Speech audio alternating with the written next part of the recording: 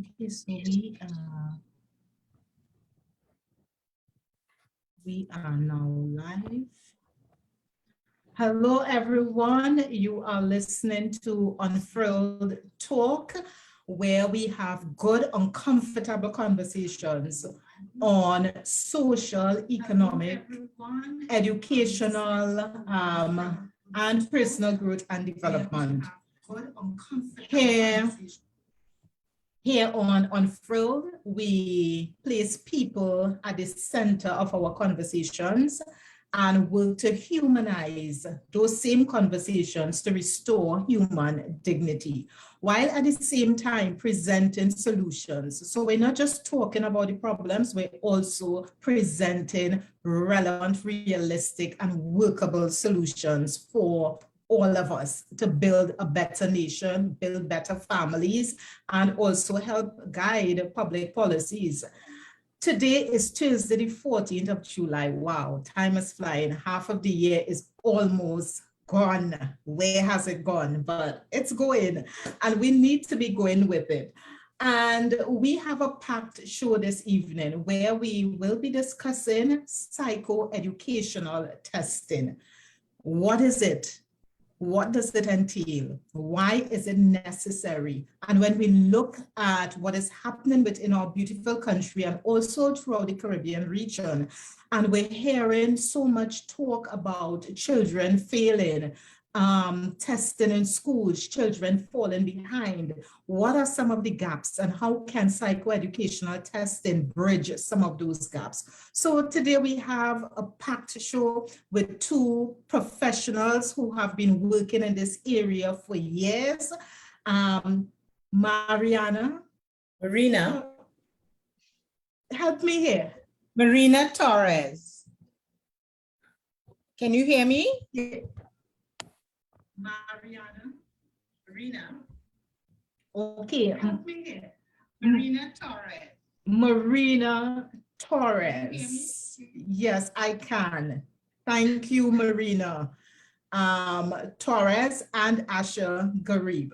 So I'll just read a bit of their bios so you'll know who are these professionals that will be speaking on this topic here this evening.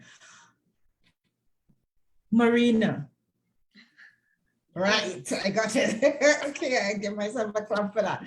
Marina Torres attended George Washington University in Washington, D.C. and Cornell University, Ithaca, New York. She holds a master's in education and human development with a specialty in early childhood education, early childhood special education, and a Bachelor of Science in Human Development and Family Services.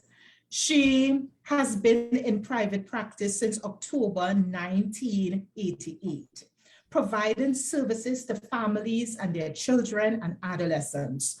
Her focus has been on areas of development, education, parenting skills, and family life. She works with young people and their families to help them to learn about themselves, understand their challenges, and develop coping skills to help them develop to their fullest potential. She lectured part-time at the University of the West Indies for 24 years in early childhood care and education, psychology and human development programs, and also in St. Vincent in the Bachelor of Education program. She is a co-founder of Trinidad and Tobago Innovative Parenting Support, also called Parenting TT, an NGO that produces a local parenting magazine, Parenting Support, and provides services to parents, their families, and the general public. She also presented a radio series on Radio 97 for the International Year of the Family and a series on parenting and childcare on TTT's Community Dateline from 1996 to 1997. Welcome, Marina. It is indeed a pleasure to have you here with us this evening. And our next guest is Miss Asha Garib. Asha Garib earned her bachelor's degree in psychology in 2011 and her master's degree in clinical psychology in 2015 from the University of the West Indies.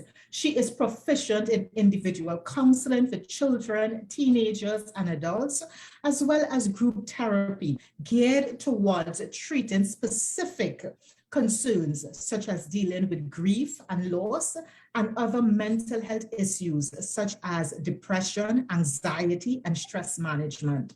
She has a special interest in trauma-related matters, particularly sexual violence against males and females. She is also trained in conducting mental health workshops with children, teenagers, adults, students, parents, and teachers on a wide range of topics, such as coping with exam anxiety, stress management, and how childhood trauma can affect functioning in adulthood, to name a few. Ms. Garib firmly believes that educating and disseminating relevant information to persons is a crucial step toward empowering, healing, and helping our nation. Ms. Garib also practiced in conducting psychological evaluations and psychoeducational assessments, the latter particularly for primary and secondary school-based populations, to assess their intellectual and academic functioning and provide in-depth analysis and reports. Ms. Garib offers psychoeducational assessments at her private practice, which is aimed at assessing learning disabilities and other neurodevelopmental disorders, such as attention deficit hyperactivity disorder, autism, amongst others, and make appropriate recommendations, particularly for children with special education needs, as she thoroughly believes every child has the ability to learn and deserves an education. Ms. Garib also worked in the public and private sectors, as well as with non-governmental organizations, and actively champions mental health in our nations. Asha, welcome to Unfurled Talk. Thank you so much. Looking forward to this conversation. You know, I have to add here that it was only a few days ago I realized that I have known Asha for close to 7 years. Wow. And, yes. A long time. You know, yeah, and I have to plug this in here. And, you know, I know Asha she does a lot behind the scenes, but herself and many of her friends and family members have supported and continue to support many of the families that our organization work with, which is the Center for Nonviolence Research and Development. And, you know, Asha, I just want to say thank you because you have helped so many families together with your little crew. That's not a problem at all. And hopefully I will continue to help as much as I can. Yeah, I had to plug that in here because sometimes, you know, people see things happening and they hear, but they don't really see some of the faces in the background doing some of that work. So, okay, let's get right into our conversation this evening. When I put this out, I received so many private messages and so many questions. So a lot of my questions I have drawn from individuals who reached out to me and asked certain questions. So first thing, what is psychoeducational testing? We hear the word, you know, we hear other people talking about it from private to the public sector, from ministries, but what exactly is psychoeducational testing? And I threw that out to you both. Okay. So I'll go ahead and Marina could fill in the gaps, right? So basically, psychoeducational assessment, it's literally just a big fancy word meaning this. So what it is that we do a series of testing, mainly an intelligence test. So let's say if the child is 10 years old, is he or she functioning intellectually at their age level, below, above, right? Then we also do an achievement test, which is the one that really resembles schoolwork. So math, comprehension, reading, writing. So it gives an in-depth look at how they function in school.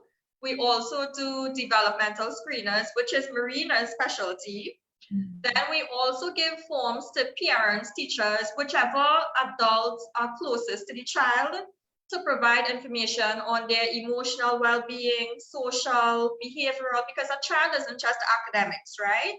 And at the end of all of this testing, we score it, we interpret these scores. Well, what does these scores mean? What does it mean for the child's functioning in school? What does it mean for the child's functioning at home?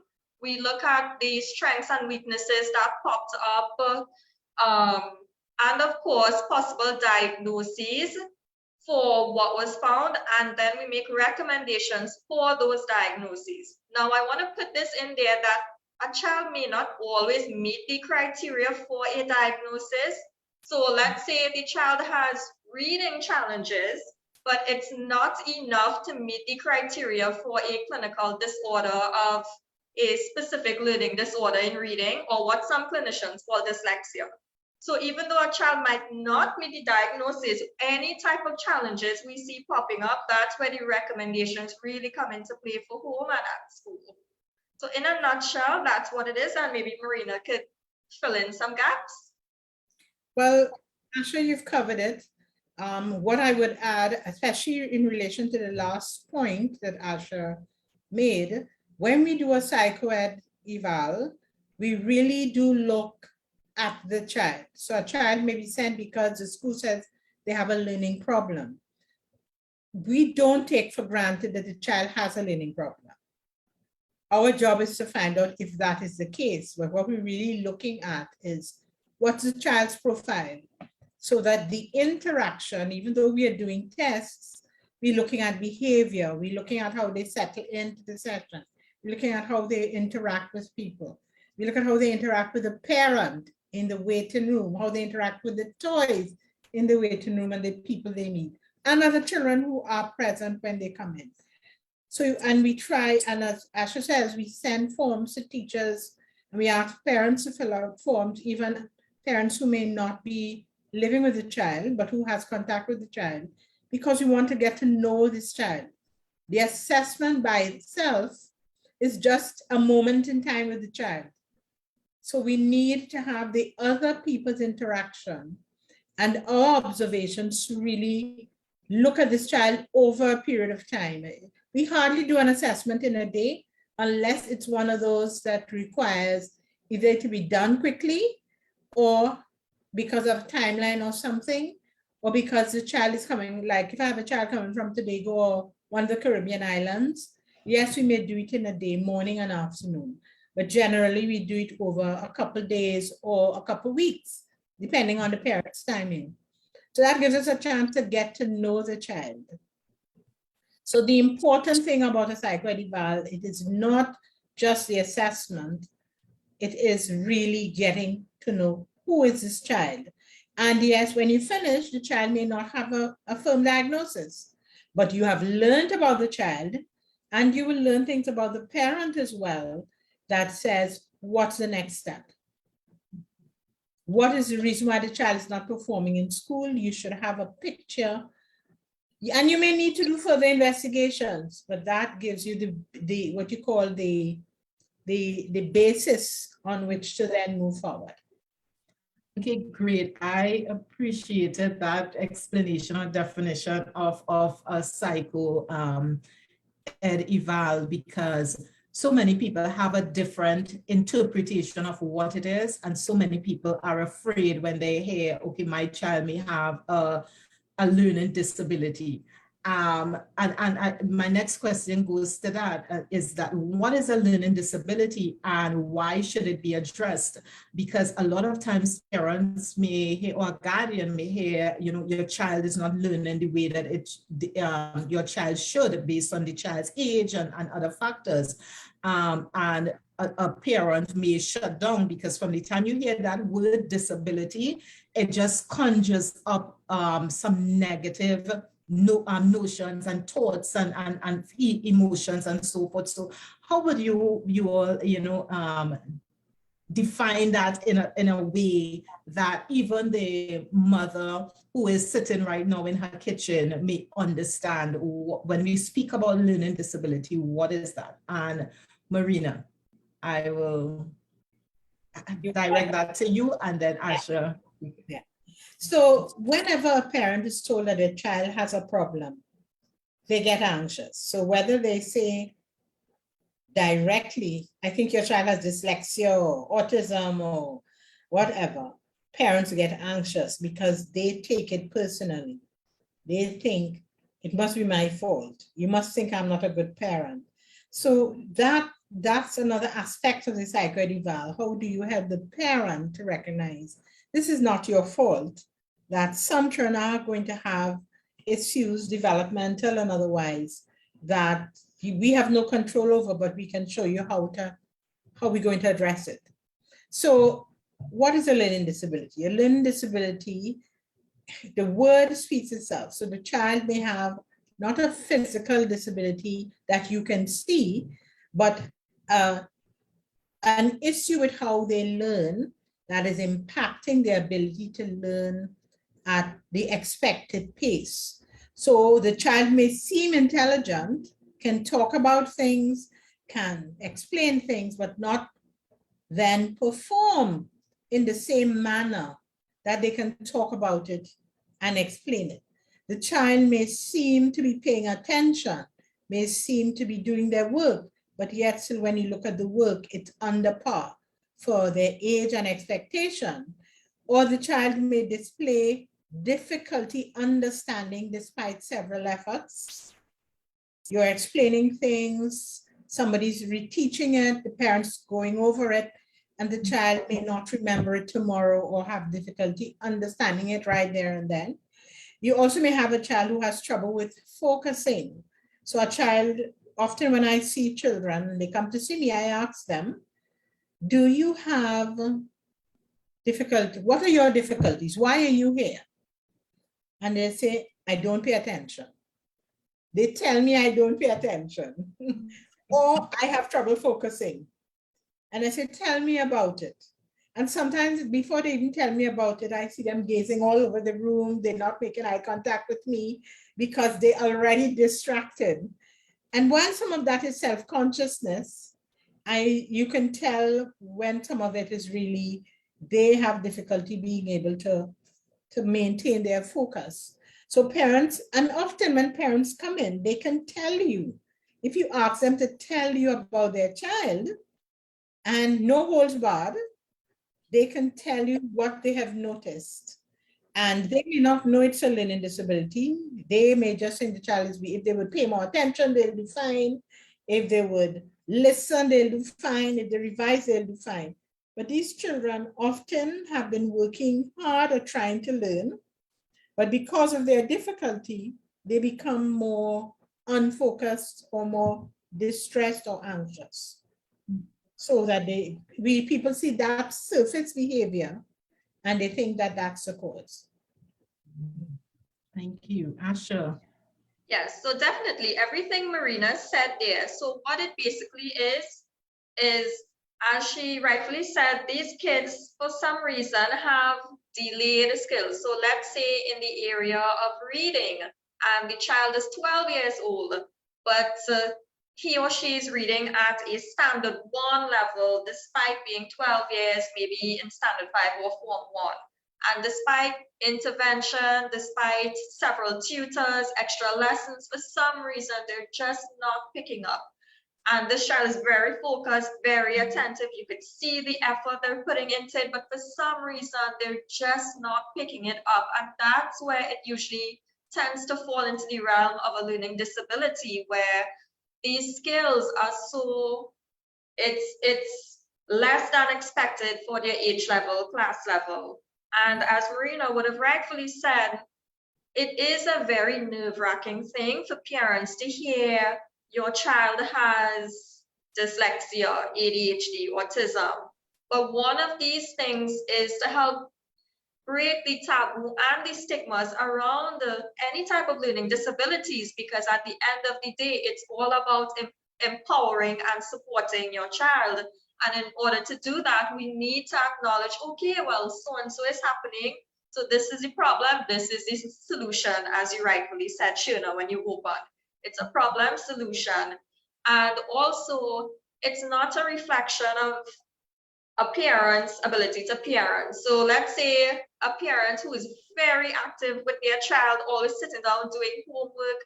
How can that parent, still blame themselves even though they know they are doing their absolute best? And this is where it kind of comes back to, okay, well, maybe something else is going on other than me not being able to help my child almost. Yeah. And what age would you recommend a child be tested? As early as possible. I would always say this: early intervention is usually the best prognosis. So let's say from the minute your child is in second year, or even standard one, I would say standard one, this child, their reading challenges, math challenges, some type of academic or even developmental challenges. So the earlier the better, because one of the main challenges we always have, and I think most clinicians who test kids can relate to this, is that we usually get a lot of kids close to SEA when they're already in standard 5. And at that point, it's not gonna work. It's, a child who has, let's say, dyslexia, and they're now going to be tested only because, let's say, they're trying to apply for extra time for SEA, which is usually one of the main reasons, right? But that's going to work against the child. So don't wait until standard 5, close to SEA time. As soon as possible is always better. I saw Marina shaking her head when Asha talked about SEA and that heightened pace for tested. That tends to be the spark that gets parents going, unfortunately, because parents come in with a child who's going to do SEA next year, and they'll tell you, the teacher told me in second year that he probably shouldn't be promoted. I should get him assessed. Or, the teacher told me I should have done it in standard 2. They admit that, but they kept hoping that the child would improve. They kept hoping that if they did more of certain things, the child would be fine, or if they changed the teacher or did lessons, they kept putting it off. It's just, just think of it. Many of us go to our doctor and the doctor says, I think I want to run some blood tests because I feel I want to do some more investigations. How many of us really do the blood test? We put it off because we're not feeling sick.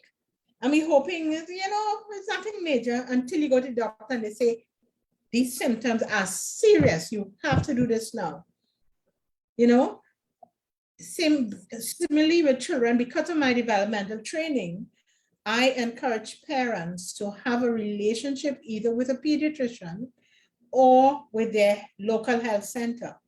And I promote that because very often parents come in with children who haven't been to the doctor except for shots. And when we see them, there are issues that were present that they then describe to us. There were issues that happened in their infancy or in the pregnancy that would have made the child more likely to have problems down the road. So for instance, a baby born prematurely to a very difficult pregnancy or very difficult labor, premature labor, is likely to be at risk for learning or developmental problems. So they may not have a physical disability that you're aware of, and actually doctors do follow them in the well clinic so that they can check and see that their development is going fine. And some of them may not have any delays that are obvious. But when they get into preschool teachers may say they need a little more attention, they need a little more time, they need me to work with them individually because they're walking around, they're having trouble sitting, they can't hold their pencils properly, even though everybody else is doing it. And they hope, well, they'll catch up because some people turn up behind and they catch up. But when you have a premature child who came in, whose body wasn't ready yet to be in the world, their nervous system is behind. And if their nervous system is behind, they're going to have trouble holding that pencil. One little boy said how his hands are wobbly. He was premature. And when I saw him, his mother told me that when I saw him, I saw exactly what he meant. And he was little, under 5. He knew how it felt to have wobbly hands. How did he know it was wobbly? That's what he felt in himself. And he was sore, and I saw him trying to fix it, to steady it. His hands didn't appear to be shaking, but that's what he felt. So it's hard for him to have steady hands to write. So their central nervous system is immature, and so it can impact, as Asha says, it can impact the use of the eyes to read, it can impact hands for writing, it can impact being able to sit and pay attention. Now, it doesn't necessarily mean they're hyperactive, but it's just that their focus is difficult to maintain, and it can impact listening. They may be speaking well, but having trouble understanding. So this brings up a question to me that is not on my list here.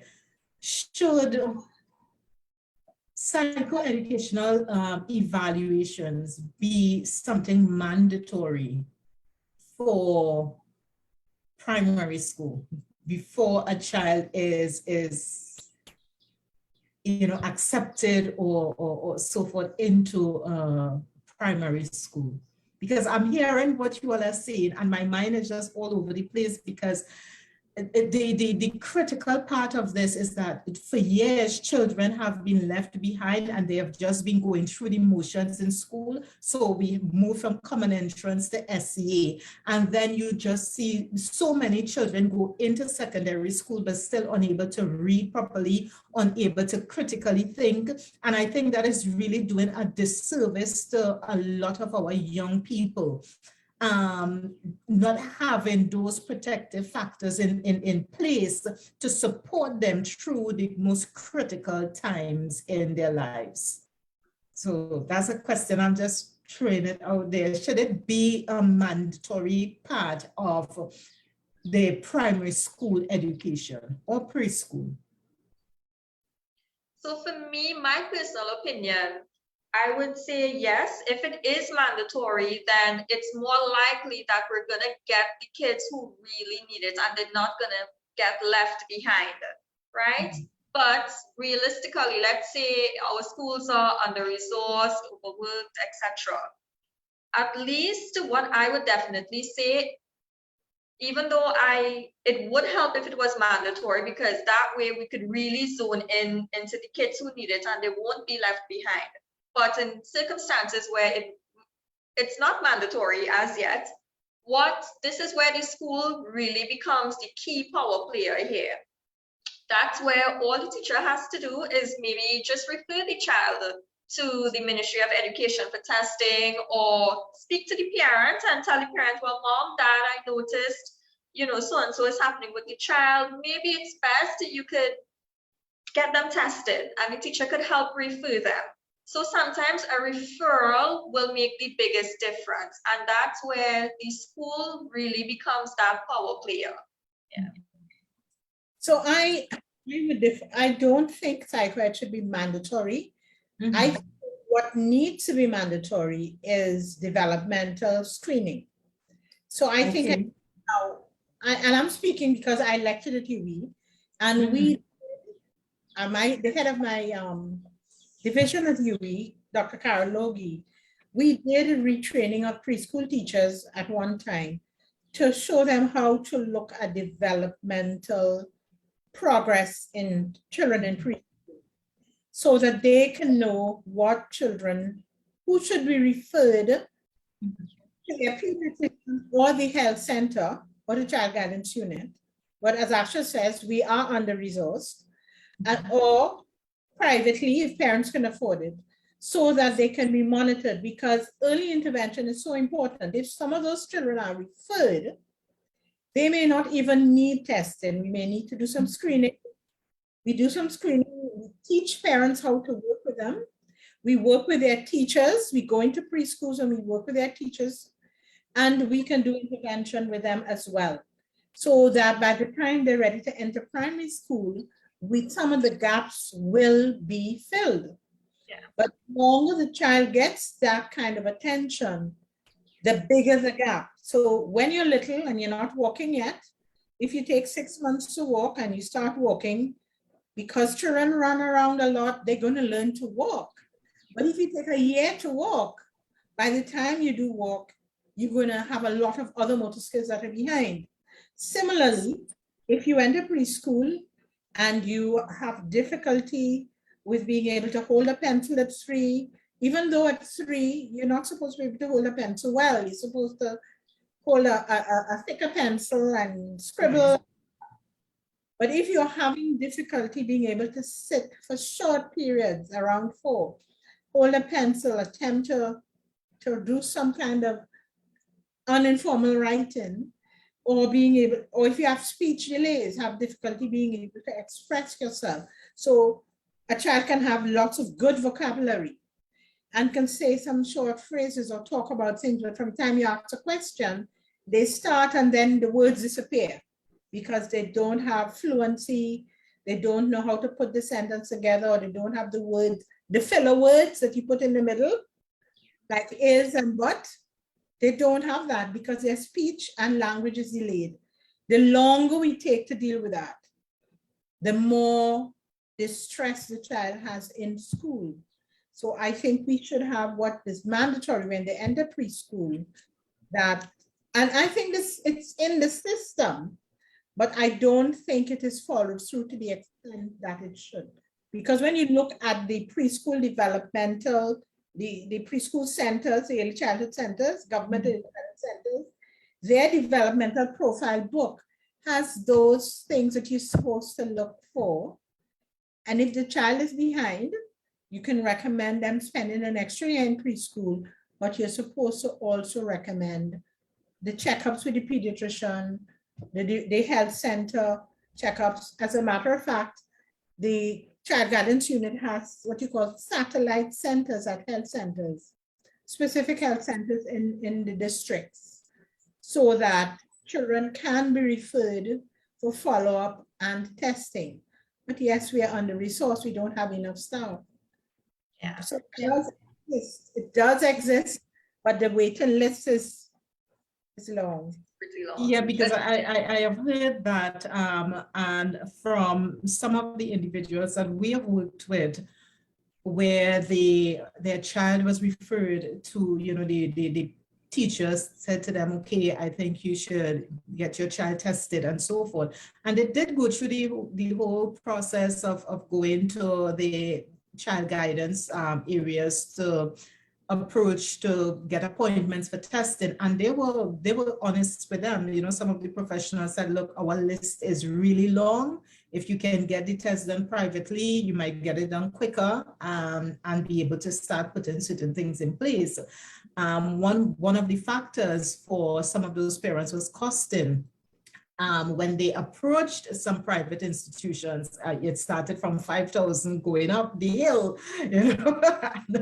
I was like, what? Because to me, the costing was a shock at the time. And, you know, I think for a lot of parents who belong to low income and what I call no income families, and have children with learning disabilities, and that can be a factor in them assessing any type of support for that child. So again, that child is left behind because of that lack of financial capacity to invest in this child for their own development and progress in life. So for you all, you know, when I ask about like costing, that's one of the questions came up here. I had like about 7 to 8 persons ask me about, okay, what does it cost? What's the cost? You know, because there's some interest. So what does costing look like? Estimate, you know, it doesn't have to be a ballpark figure. This is how much I charge, or, you know, but what is like an estimate cost for a child to get evaluated? So usually, I'm sorry, go ahead. So it's usually between 4,000 to 6,000 average, somewhere in between there. And as you rightfully said, Sherna, costing is a realistic issue, especially for low-income families, people who just can't afford it. And this is where I would always advise parents, okay, when you approach companies, do they allow a payment plan? Is there any sponsorship? How long realistically might you be able to save at least half? So when you approach the organizations, clinicians, etc., you still have something to get the ball rolling. Like I said, it is a realistic issue. So I would always advise parents, are there payment plans that the companies offer sponsorship? But always remember, this is investing in your child's future. It is costly at this moment in time, but what you will be doing for your child right now is going to save a lot more money in the future in terms of maybe extra lessons, speech therapy, occupational therapy, and all of these things. So it is costly, yes, but it is investing in your child's future. And the earlier you get them tested, you actually save yourself a lot of money in the long run. Yeah. And that is true. I think, Asha, it's higher than that. I had a parent come to me and told me about 8,000. Wow. Wow. Yeah. It's about, I think that's where it is about right now. I'm not aware really. I rarely depend on parents to tell me what, because my parents who come to me said they have called around. To be fair to teachers, teachers try to give a list of names and they encourage parents to call around. So parents call around and parents like to get a feel for people. Like a parent said to me, she looks at the list they give her and she look at the names and how she feel about the names. Those are the ones she called. And then she called and saw how that felt. And that's how she ended up either parenting TT or with me or somebody else. So, and I encourage parents to do that. Go with your gut. Go. Definitely. And it's something you try to do, because the earlier you do it, the greater the chance the child has of you beginning to address those needs and you're more aware of what the child concerns are. And yes, we encourage them to, I give parents all kind of advice. Do you have a family abroad? Because if you divide this by 7 or 10, that is what it would cost them. Do you have a family abroad who could pay half? You know, do you have a family abroad who can pay all? You know, and I have had clients who the money was wire transferred to me because they couldn't afford it, but there was a family who decided that instead of flying the child for vacation, would pay for an assessment. I also asked them to check their employers. Do their employers have employee assistance programs that would cover at least part of it? And also if they have health insurance, because health insurance companies do cover aspects of, would cover some of it. There used to be a company that used to cover psychoed, that no longer exists, but there are companies that cover some part of it if they have health insurance. Okay. Yeah. And something I always want to remind parents, ask 1,000,001 questions to the clinicians, why it costs so much, what tests are you doing, exactly what's the purpose of doing. Do not ever feel afraid to ask why it's costing so much. Don't ever be afraid to find out exactly what they are going to do with your child that is costing so much. So I would always advise parents, ask 1,000,001 questions until when you leave that office, you have a clear understanding in your mind what exactly they are going to be doing. Yes. And Marina, go ahead, sorry. In my own practice, I ensure I tell parents exactly what's going to happen. I tell them about the test, I describe it to them. I tell them about why we do certain things.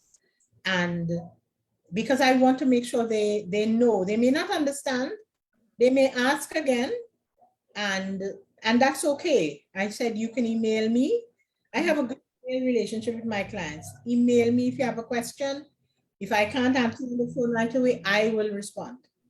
Yeah, definitely. So think of all of us when at some times when we go to the doctor's office and these doctors talk in such medical technical terms that even as adults, we are completely lost. And it's the same exact feeling for a parent where they aren't sure what an intelligence test is, achievement test, learning disabilities. It's like you're just throwing all of these big words at them and expect people to understand. But no, whoever you are going to, it is their ethical duty to make sure and explain to the point exactly what is what. And I appreciate hearing this because I think for many professions and in Trinidad and Tobago, the relationship between the service provider and the service seeker is sometimes have these gaps where they have this fear of the service seeker, is fearful to ask questions. Because they may go to the doctor, it may happen in public and private institutions, you go to the doctor and the doctor may say, okay, this is based on what I've seen or examined you, this is what, and this is the medication. And you just say, okay, all right, doc, and you walk out of the office. Yeah. And it's as though there's this fear in asking, why are you prescribing these tablets? How should I take them? Why should I take them this way? What are some of the adverse effects of these tablets? And have that relationship with your client. And that is significantly lacking. And I often call it health illiteracy because people, you go, but you're afraid to ask. And then also sometimes the practitioners put up this persona that makes you intimidated. Yeah. So you don't want to ask, and you're not asking because you're saying to yourself, well, I don't want to get them angry because they're the ones who have to see me the next time I come here again. And, so there's this kind of fear that is introduced into the relationship. I remember going to the hospital with my mother and the doctor was just rambling on and I just kind of said, Doc, could you pause a bit? And I started to ask a string of questions and the doctor literally started to look irate. And I was like, well, I have a right to ask these questions. And that's the key word, you have a right. Yeah. And a lot of people don't, and I watch nurses pass and they're watching me one pass and she stoops, and in my mind I was like, I couldn't care less, you could stoop some now till I leave here, but I need to understand what exactly is happening with her. And if something has come up, how it could be addressed. So don't just tell me, okay, this is the problem, we did a scan and all right, this is the medication, or we need to do this procedure. Why? Is there an alternative? And don't tell me, well, we have decided. You have decided without including her voice and our voice in that process of you deciding. How does that happen? And I tell people, it's so, when I traveled and I had to do an annual in the States. And the difference is when I walked into that examination room, I saw my name plastered across the screen running in the doctor's office and welcome, Sherna, to your annual. And the relationship was like it was just the doctor and I alone in that space. And it was like, okay, what again? Is there anything else that you're experiencing in your body that you want to tell me about, and explain everything down to the letter. And a lot of times I say to people, it's not that you're idolizing other countries outside, but you're looking at certain things that are working and that have this human element to it that you can incorporate in your own practices and tweak it for your own unique way of serving other people, right?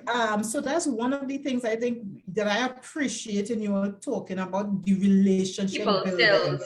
People skills is where it begins, and that's how you form that relationship with the parent, child, teacher, whoever it may be. And a good, ethical professional has or should have that social skills and able to bond, because first thing first, before even testing, is to develop a rapport and get to know this parent, get to know this child, because they are human beings.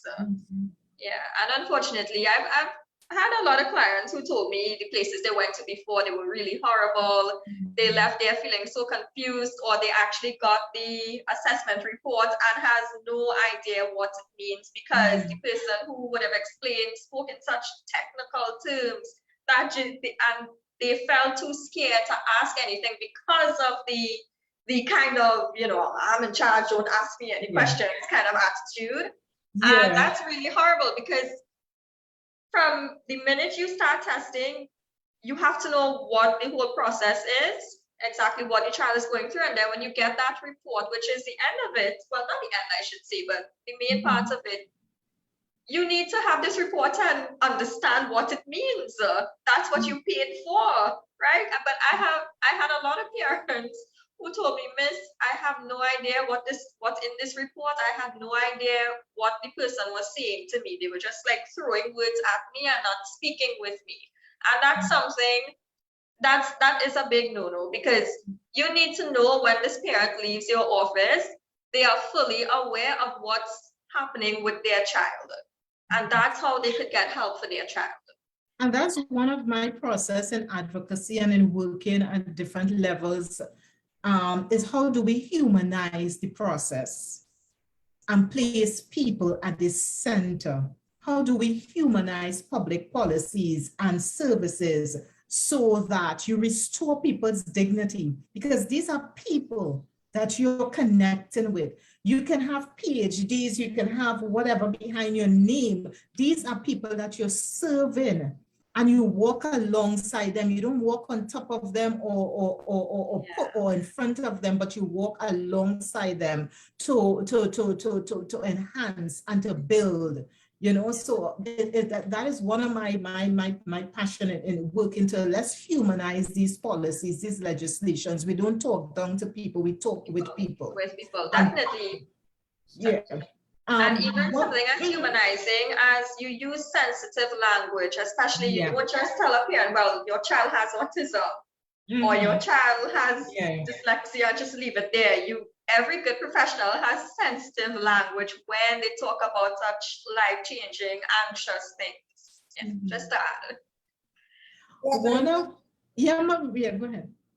One of the things I do as well, and I encourage, is that when the parent gets a report, or when we give that feedback, if we are referring them to anyone, or they have to go then deal with the school system, we talk through that with them as well.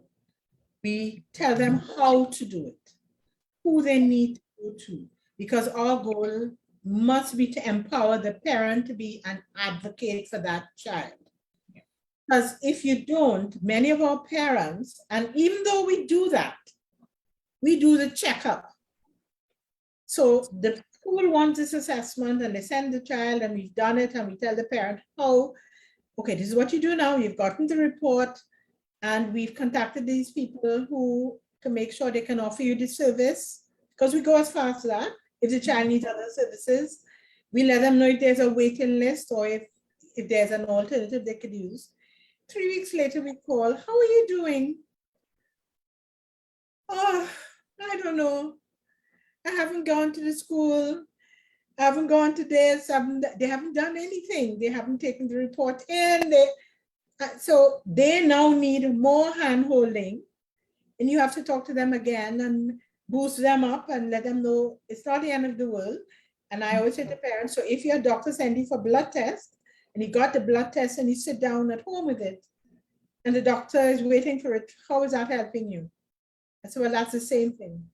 The same thing. So you need to take the report in and tell, because normally we want to do a feedback with the teacher or a meeting with the teacher, but they need to take the report in. So you take the report in, let me know you've taken it in, and we set up the visit, and we will come and we will talk, or if we're doing it virtually, with you as well, so that we are still supporting you.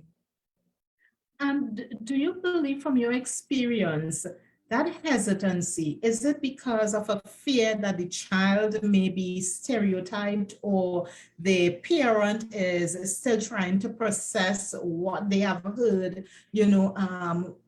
coming out of the evaluation, the findings from the evaluation, but more so it's just that aspect of testing, or also that there's a lack of the communication skills to explain, or to just reach out to the teacher, and these are the institutions, and say this is what is happening?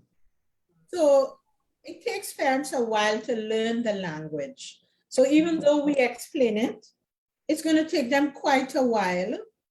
And I really try to write reports that give the information in a layman's way. Yes, there are the parts that has to be technical, but then the explanations that you repeat, that is significant for teachers to know. That needs to be consistent throughout the report. Mm-hmm. So teachers say, okay, this is a common thread. This is what's happening with this child. So it takes parents a while to learn how to explain that. So that's understood. And that's one of the reasons why we try to do the contact with the teacher, and we try to also do the follow-up with parents. So because yes, they are afraid of everything you said. They're afraid of the stigmatizing. What would it mean to my child being considered dyslexic or having a learning disability in math or writing? Is that going to stick on them? Are people going to look at them funny? There's also the issue of, do I trust the teacher with this information? Mm-hmm. The issue of trust.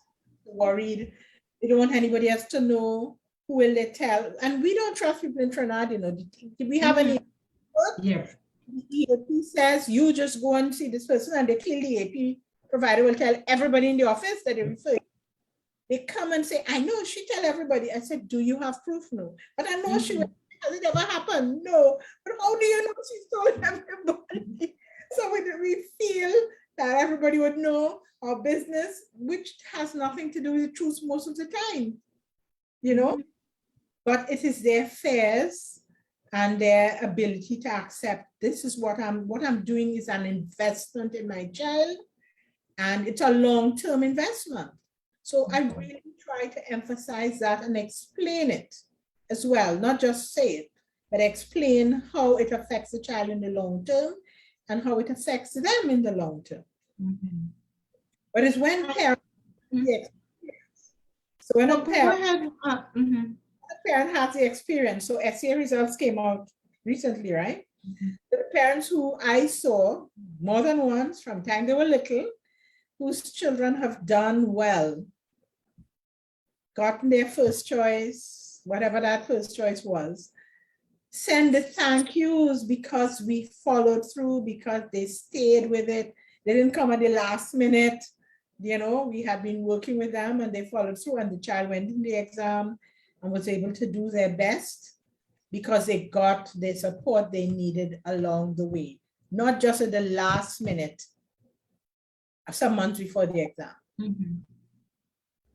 When I ask this question, it's a bit sensitive, but although poverty and trauma may not be causal elements for a child having delayed learning and some form of development challenge, can this exacerbate an underlying or undiagnosed condition that may heighten delayed learning for a child?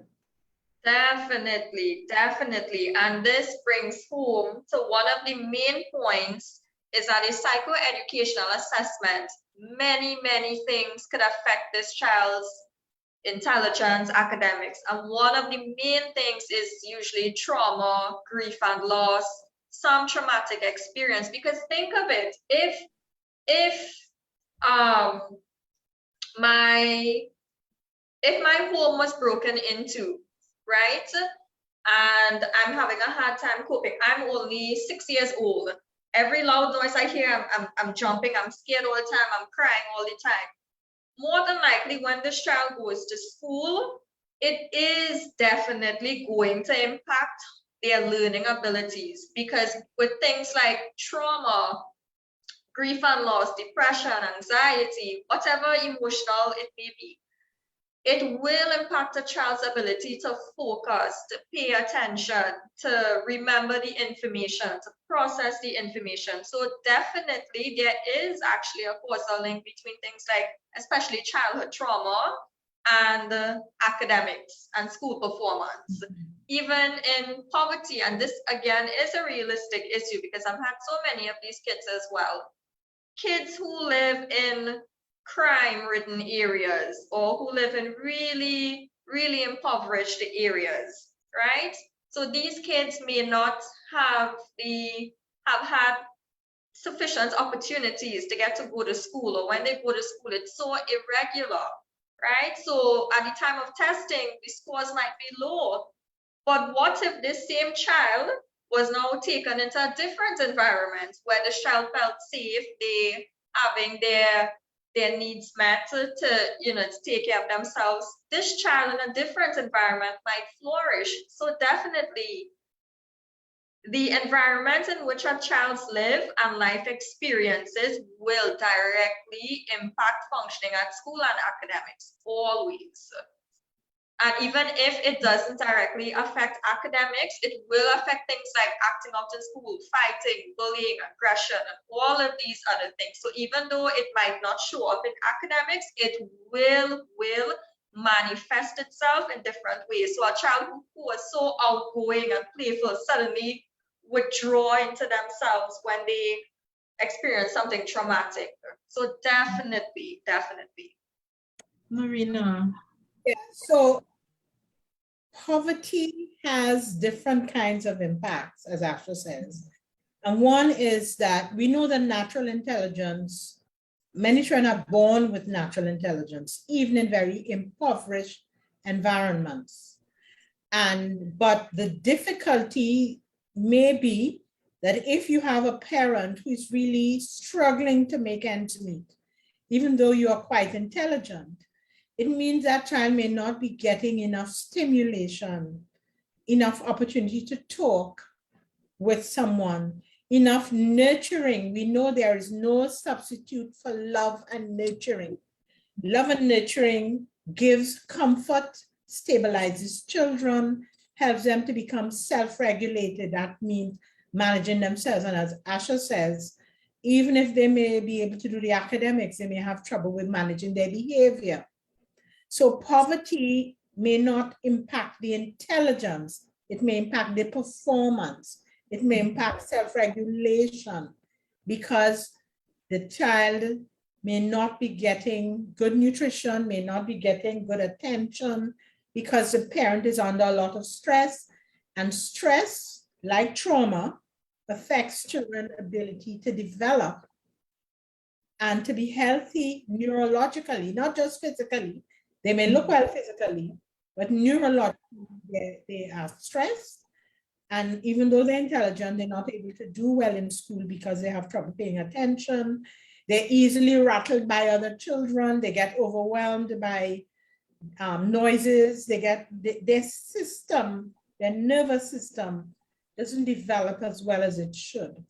And it's one of the reasons why the state attempts to does the school feeding program and does screening, and we have COVID, but they used to do the screening for vision and hearing. And there was a time, I remember when my children were in school, they went to the health center in first year and second year, not so much. With COVID, I don't know, that wouldn't have started. But the reason for that was not for shots. Reason was for health checkups, and I don't know if they still have visiting nurses. The health center nurses, the visiting nurses would come to the school the first year and second year and check on the children because those children sometimes fall out of the loop because they may not be taken by their parents. And schools, I remember when my children were small, the principal set up the appointment for them to come in and told us when they were coming to make sure the children came to school. Mm-hmm. I can remember when it had visiting nurses would come into the school and the trips to the health centers where you would also see the dentist. And I used to love just getting that little purple tablet, I think. just seeing my whole teeth, red. You know, when you're a child, you really think like a child, because I just used to love to go to get the tablets. Yeah. And then I think over years, those things just phased out. No visiting nurses coming into the schools again, no visit to the health centers, to the dentists and stuff like that. And it's unfortunately, it's frustrating to be so under-resourced, because as Marina rightfully said, to one of the main things is we always ask, was the child's vision tested, their hearing tested? Because guess what? It may not be a learning disability, but rather the child cannot see the board properly in order to do the work. So it could be vision problems. So it could be the child isn't hearing, as opposed to, well, this child not listening to me. I have to repeat myself a million times and they're not doing anything.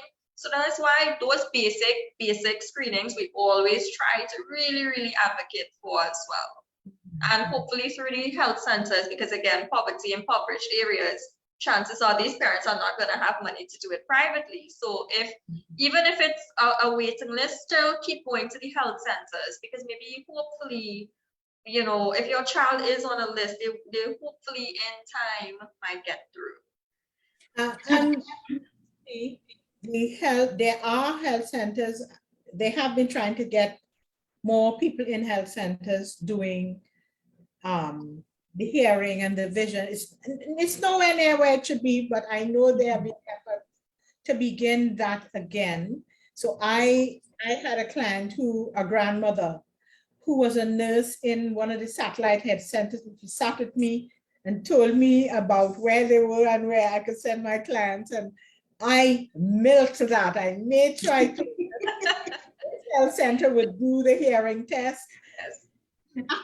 Grandi is one of those. They get marks because they have been doing the hearing and the vision and have been able to maintain that. I know Pitti Valley. I know there's Barataria.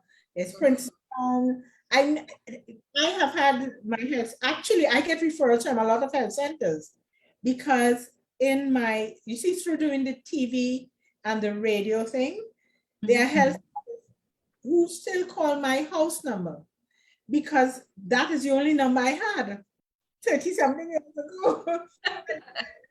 Clients on that number. So they've put in the health center, I have also done work through social development, because we took all in the suburban areas. I did work with Dr. Logie and Joan Bishop at the time in social development, and then we started doing it with parent and teaching. We'd go to areas with social development so that they get to, we can offer services that people won't be able to access. My internet.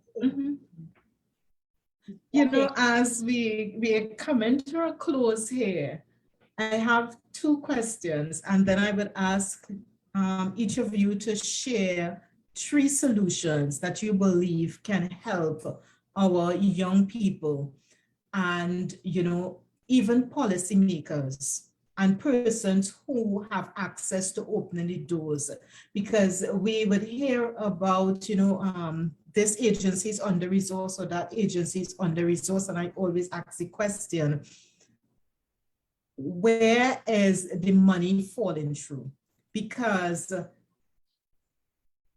is it a matter of being under-resourced or the unwise allocation of funding that creates these type of situations where certain agencies do not have the resources necessary?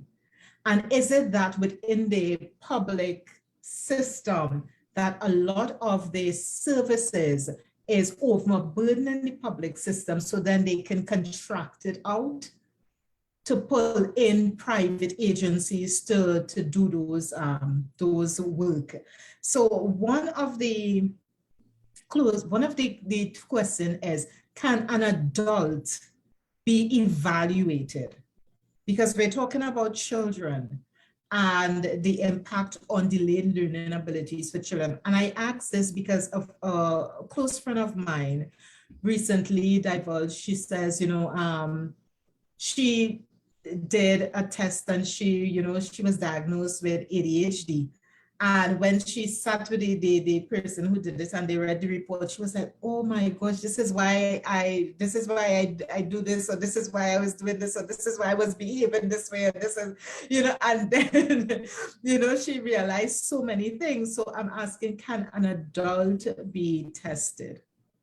So yes, I have assessed my children's parents, but it's a different test. So you have to have a tool.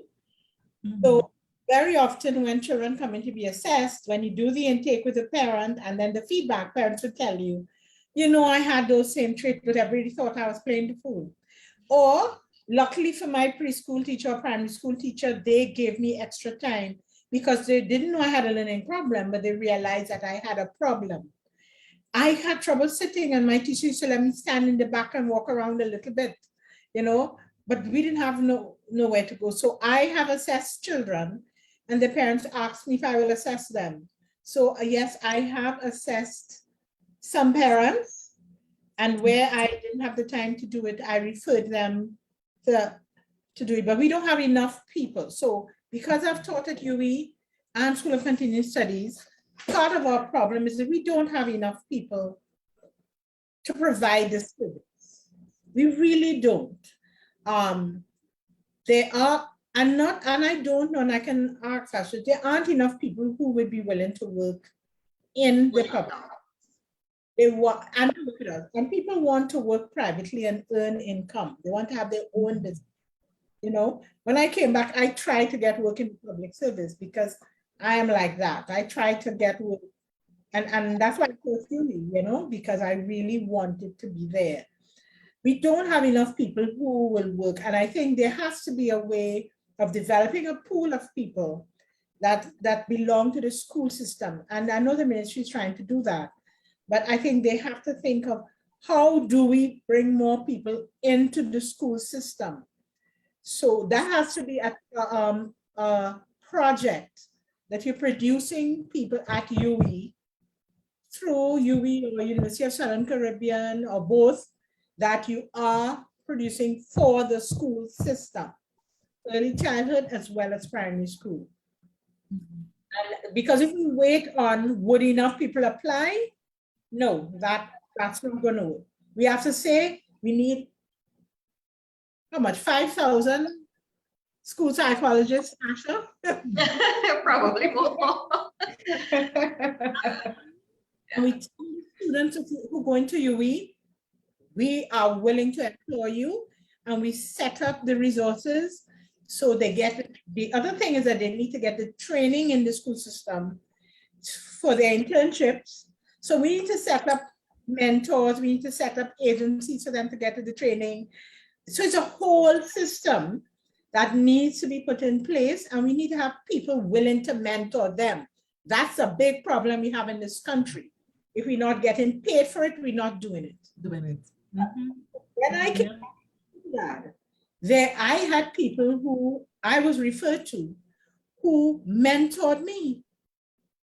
They went out of the way to say, come and sit in my section. Before you do that, come and see how it is done. I never forget Dr. Jacqueline Sharp.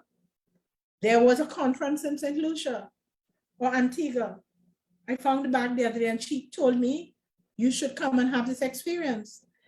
And I didn't have the money. I wasn't even earning the money. She told me how to write letters to get sponsorship. I got a sponsorship, a ticket to Antigua from Caribbean. And somebody else paid my hotel fee. And I went because I just come back from university. I did not have the money. But because of that, I got exposure, and we have to be willing to do that. Because if we don't do that, we can't have people in the system. What we have is people who have a degree, but don't know how to do it.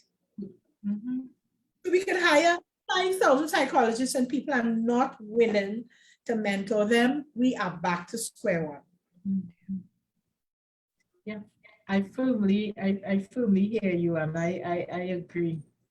Asha, you wanted to say something? I'm sorry, you said you had 2 questions still to ask?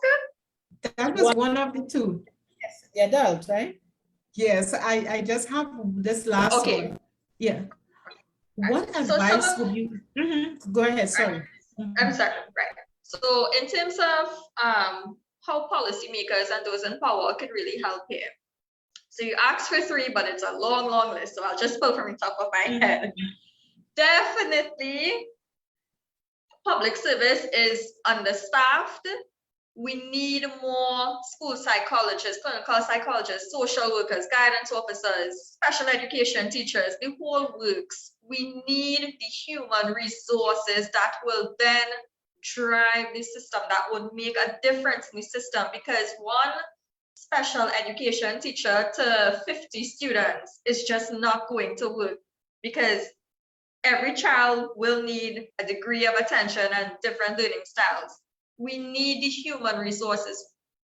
We need funding for these particular positions, for the key players. So again, curriculum officers, special education teachers, school psychologists, clinical psychologists, the human resource aspects, it needs to be more invested in there.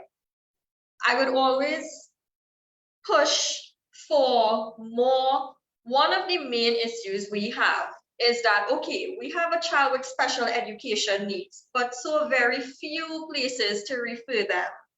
There's very few special education schools, few alternative placements. The only alternative placement we really have is Serval, and that's just, it's not enough.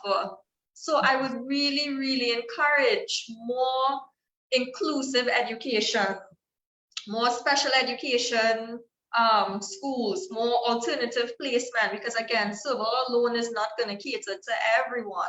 So that's 2. The other one, as Marina would have said, tackle it from the start. So the minute these kids enter preschool, it should have some type of mandatory training for these preschool teachers that if they recognize these red flags popping up, refer the child. So I would invest in training with preschool teachers, because these would be the frontliners, the ones from the very start who could identify something as soon as it happens. So those would be the 3 things policymakers and those with the power to fund could take into consideration. But definitely we need more schools for special education, or we could include special education in some of the existing schools. Yeah. All right. So my last question, what advice would you give to a parent who is in a place where they are being told your child is behind and they have to be tested? However, that parent looks at themselves and they also look at their situation, and they, in the back of their mind, they're like, okay, I was miserable when I was going to school, so the child is miserable too, and they would grow out of it. This is just a phase. What advice would you give to that parent? So first thing first, parental consent we always have to get. If a parent, as much as we try to explain the benefits of having it, we walk them through the whole process, if they aren't ready to have their kids tested and they don't give consent, then we cannot go ahead, right?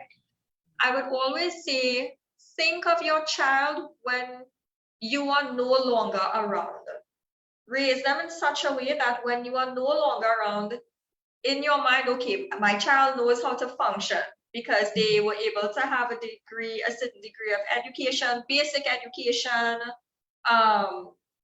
They've learned daily life skills and all of these things. So I would always advise parents, especially, don't just think, your child hardened and wicked. There might be something a bit more underlying. So don't take it as surface value, because investing in your child now at this point in time is going to help empower them to be more functional adults later on. Yeah. Marina? I agree with what Asha says. We really have to encourage parents to look ahead. Can this child cope on their own? What do you want this child to be able to do 10 years from now? What do you want for this child? And that's one of the questions when we ask what's the presenting difficulty, and they say what some of the issues are, or sometimes they don't know what to say. The teacher tell me, okay, what do you want for this child? I always ask them that. Do you think the child can achieve that based on how they're functioning now? And even if you disagree with the teacher that the child has a learning problem, if it's the child functioning the way they should in the class, is that why the teacher is saying that? So there's no harm in investigation. You don't have to start with a psychoed eval, but you can seek a consultation with a pediatrician or a specialist. Get advice, ask for referral to someone who you think would be willing to just speak to you and not tell you you must do an evaluation. Because sometimes that's all the parents say. I say, okay, the consultation is not tied to the evaluation. You come in, you tell me what issues are, we discuss it, and you leave, and then you decide if you want evaluation. Yeah, so that you go and think about it and make a decision as to where they want to go. So we have to be flexible so that they can have a chance to get the information, talk about it, digest it, and then decide what they can. I appreciate that those responses, because so many persons, I have learned in some of my training that we look at the way how institutions are set up. And one of the main things about institutions is that many of them are set up using upper middle class and rules, hidden rules, so that the individuals who belong to the lower level of the strata, they also have their hidden rules that guide their behaviors. And because institutions are developed with middle class and upper middle class rules, there are these barriers that are established that hinder the merging and the communication processes and seeing persons at the lower levels as humans. Because with these rules, there's always the belief that you can do better, you can do better. But I say to people, especially for persons experiencing poverty, I don't say that persons in poverty or poor, or whatever, but persons experiencing poverty and the effects of poverty, when they are in their spaces, their mind is just set at making concrete decisions. It's not set at making abstract decisions. They are in this mood because when you have a lack of resources, that creates what is called the tyranny of the moment. And that is being overwhelmed with what is happening, the lack of resources versus everything that you have to do. So you're thinking concretely how to get by and not how to get ahead. How to survive. And from a scarcity thinking. And a lot of times, one of the things I'm doing is working with people to redefine how you see poverty, because we have labeled poverty to just a certain group of people, a certain type of people. But even organizations, popular organizations experience poverty. Anytime there is a lack of resources, that puts you in a place where you're unable to do what you would like to accomplish. You enter a tyranny of the moment where you just begin to think in a concrete way. How do I get out of this? How do I get out of this? You're not seeing beyond. So how is kind of working with both rules in society to bridge that gap. And one of the things I want to bring home by saying that is a lot of times we look at people and say, you could do better, especially people who lack resources. You could do better. But how can we as a society provide the tools and the systems to walk alongside these individuals to provide social bridging capital so that they can move ahead rather than we leave them behind. You know, so that is critical for me, and having these conversations is crucial to bring enlightenment and to help people to understand there are individuals and institutions working to help bridge the gap. Definitely. To help bridge the gap. So as Marina, you were saying something? No, I agree with you, because one of the things I have always tried to do is to make the setting that I have as an office as comfortable and available as possible, so that while I can't take every phone call, I say to them, email me and I will answer when I can. Because sometimes people feel they must talk to me and not my assistant, but my assistant is very competent in handling the situation. So when I say email me, and I will respond if you feel you're not satisfied with talking to my assistant. And usually it's the same thing I'm saying, but they want to hear it from the horse's mouth. Yeah. It's available, because I agree with you, when people service, service and people paying for service, we need to give value. Not value for money, but value people. People, yes. Yeah. Value people. Definitely.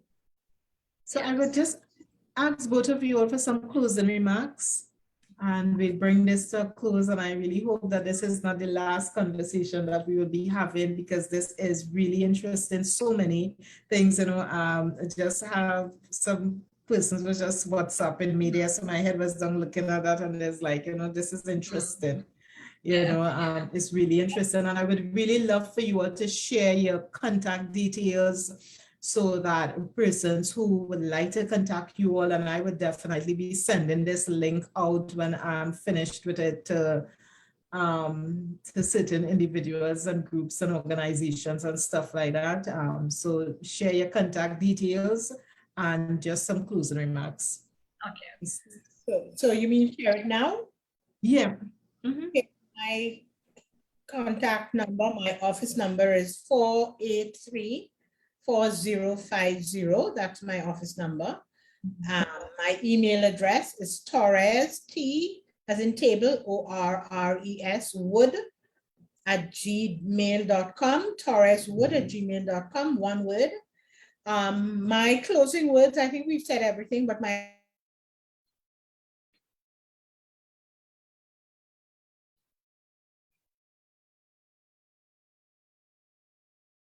to help sponsor people who need testing, I ask them to please do that.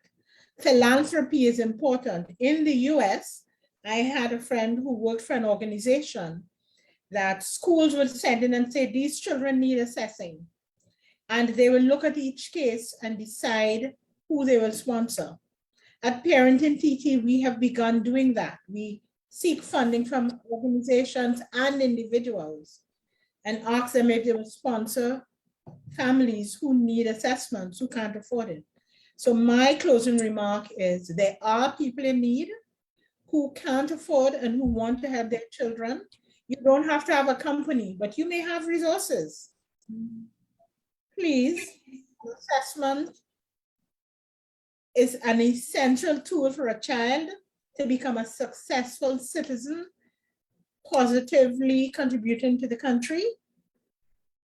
Donate. You might be able to pay for one assessment to Parenting TT, or you can choose which company you want to do it with, right? Or you can get together with some friends and form an organization, and you all review and contribute money, just like my friend's company did in the States, because there are people in need who need assessment and who we can help to have a better life by being able to support them. Thank you, Asha. All right, so my closing remarks definitely ties into Marina.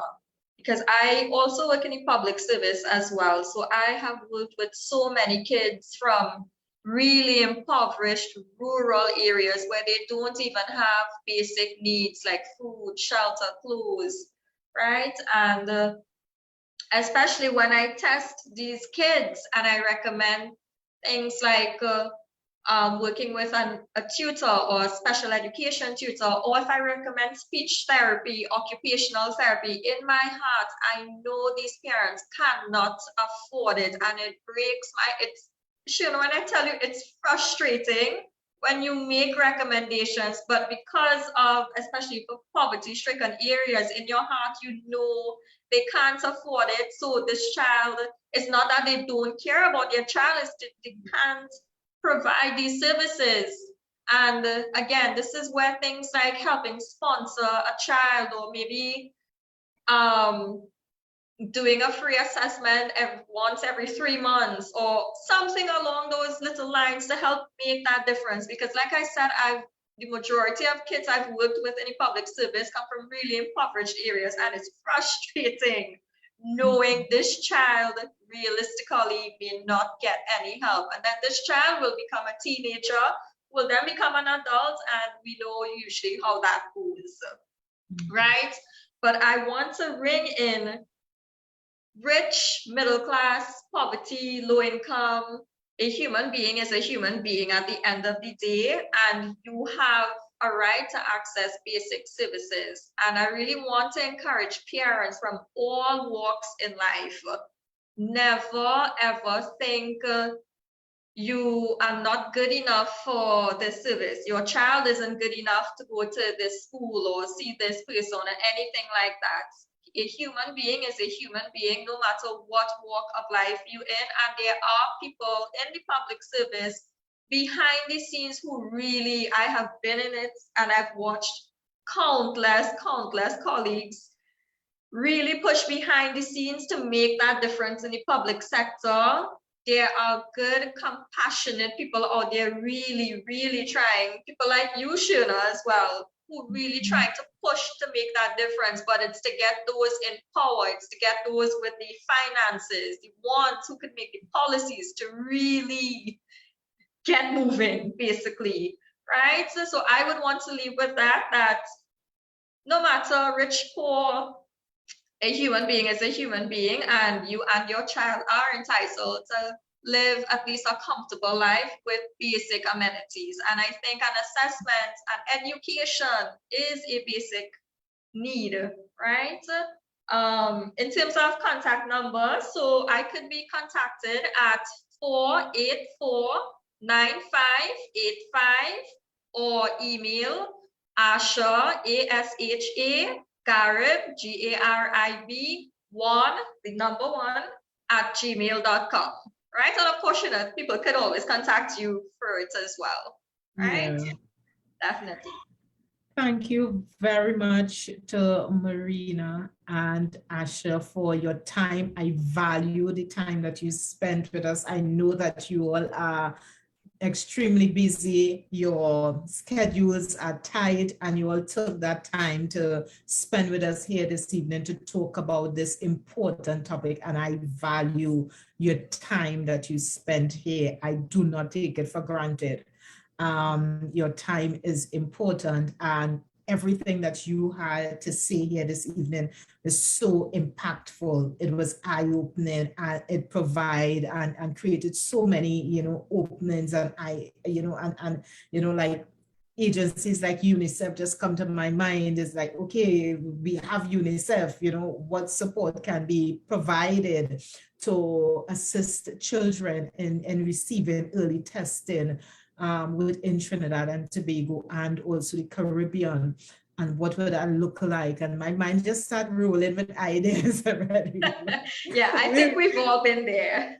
Yeah, we'll continue this conversation, you know, via email and rope in a few people in those conversations too, you know, but you have been listening to Unfrilled Talk. This is where we have good, uncomfortable conversations on social, economic, educational, and personal growth and development issues. And, you know, we just bring people together just to have unscripted conversations. So we're not having conversations that we have scripted and hey, you would say this and you would say that. No, this is coming from the heart. It's coming from experience, personal experience. It's coming from professionals who practice their work ethically, you know, and also who are among us in our beautiful country of Trinidad and Tobago, beautiful Caribbean, a beautiful region. You know, there's so much work to be done, but we also have to acknowledge the work that has been done and that continue to be done.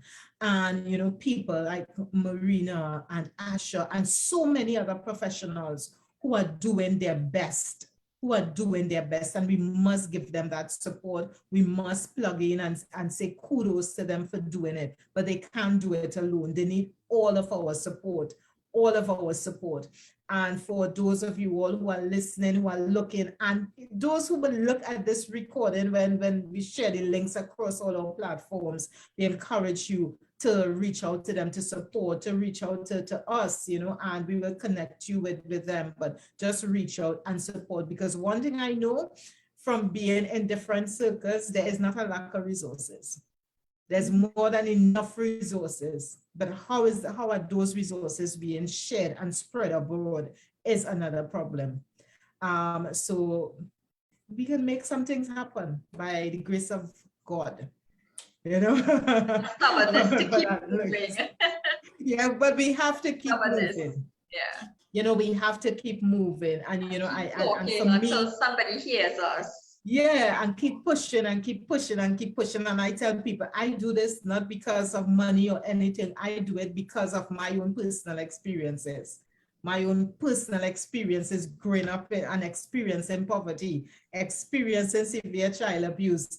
You know, statistically, I should not even be here. I should be in a grave or doing some other kind of thing. So I remember very early in my life when I heard the word statistic, I was like, I don't ever want to be a statistic. You know, so I always push and push and push. So what I do when I say to people, if I can just use the breeze of my life and it can help one person, then what happened to me has never been in vain.